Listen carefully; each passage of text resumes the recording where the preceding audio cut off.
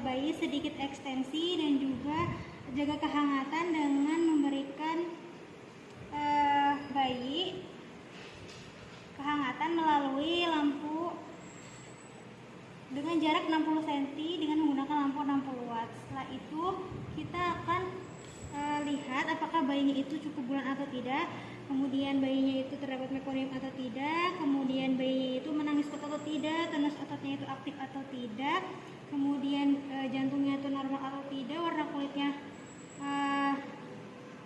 kebiruan atau tidak, dan juga dia menangis kuat atau tidak. Setelah itu jika dipastikan bayinya sudah asfiksia, maka kita akan lakukan penyedotan lendir menggunakan lili.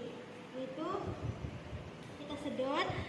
Pertama kita tekan dulu lilinya, kemudian kita akan masukkan ke dalam mulut, itu kurang dari 5 cm, kemudian kita keluarkan, lakukan hingga bersih, kemudian lakukan di bagian hidung. Lakukan di bagian hidung kanan terlebih dahulu, masukkan lili kurang dari 3 cm, kemudian keluarkan, kemudian juga lakukan di hidung yang satunya. Nah, setelah itu kita periksa.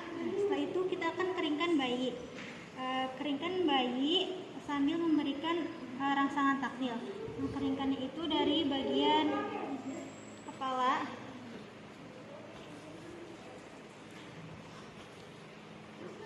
hingga ke tubuh. Nah, hindari bagian muka dan juga telapak tangan.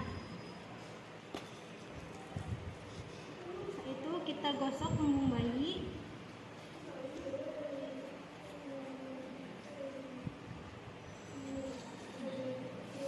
Setelah itu kita akan ganti kain yang lebih kering dan juga bersih.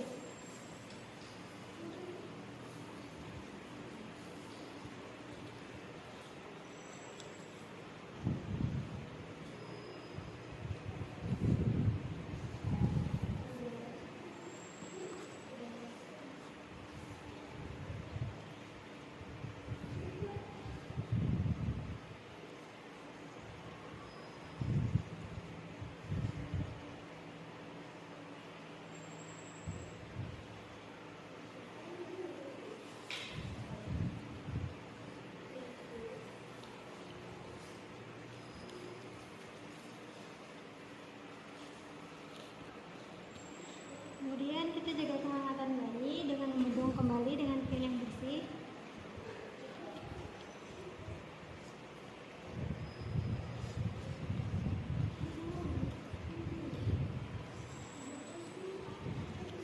Nah, pastikan posisi bayi itu posisi setengah ekstensi.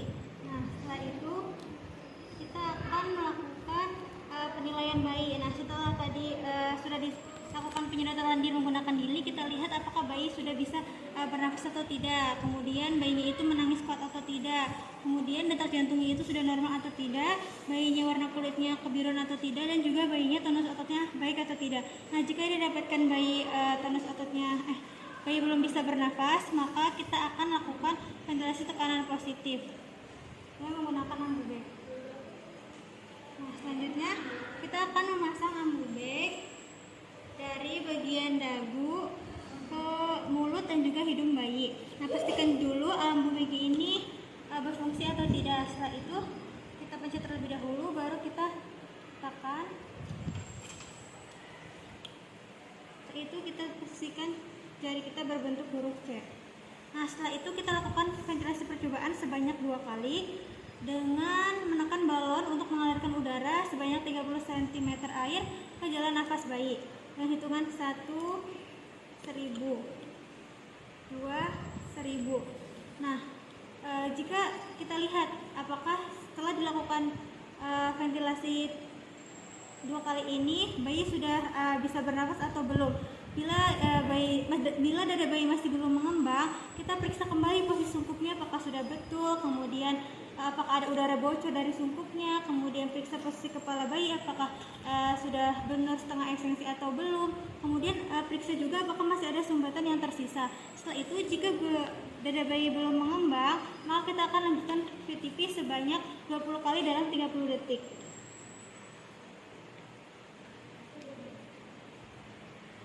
Kemudian kita lakukan 1, 1000, 2, 1000, 3, 1000, dan seterusnya.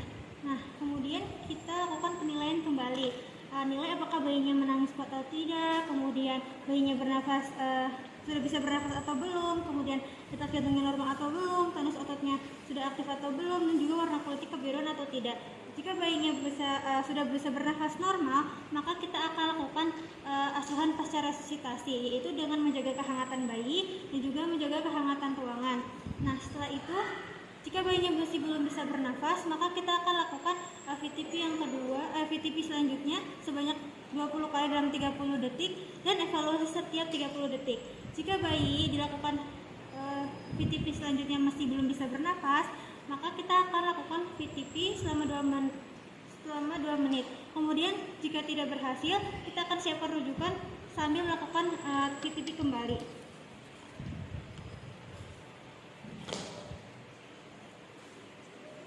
Nah, setelah itu bila bayi sudah dirujuk tetapi masih belum bisa bernafas spontan selama 10 menit, maka kita akan hentikan tindakan resusitasi, kemudian lakukan konseling dan dukungan emosional kepada keluarga, kemudian lakukan pencatatan bayi meninggal.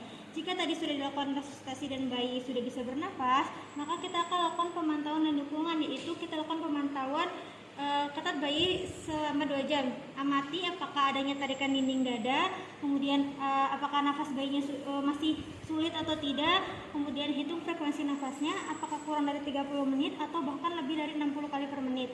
Kemudian perhatikan apakah bayinya sianosis atau kebiruan. Nah, selanjutnya kita juga jaga bayi tetap kering dan hangat. Kemudian tetap menunda memandikan bayi sampai 6 jam. Kemudian bedong bayi dengan kain hangat, dan juga sinari bayi dengan lampu 60 watt dengan jarak 60 cm.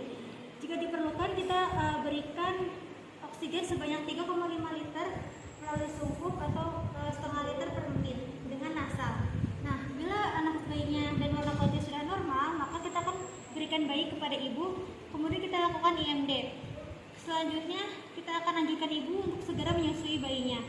Jika kondisi bayinya semakin memburuk dari tindakan tadi, kita akan rujuk segera dengan memperhatikan tanda-tanda sebagai berikut, yaitu frekuensi nafasnya 30 kali, kurang dari 30 kali atau bahkan lebih dari 60 kali, kemudian adanya tarikan dinding dada, kemudian tangisan bayinya itu merintih atau megah-megah, kemudian juga warna kulitnya pucat bahkan sianosis, dan juga tonus otot bayi lemah. Nah, segera rujuk bila ada salah satu tanda bahaya yang sudah disebutkan.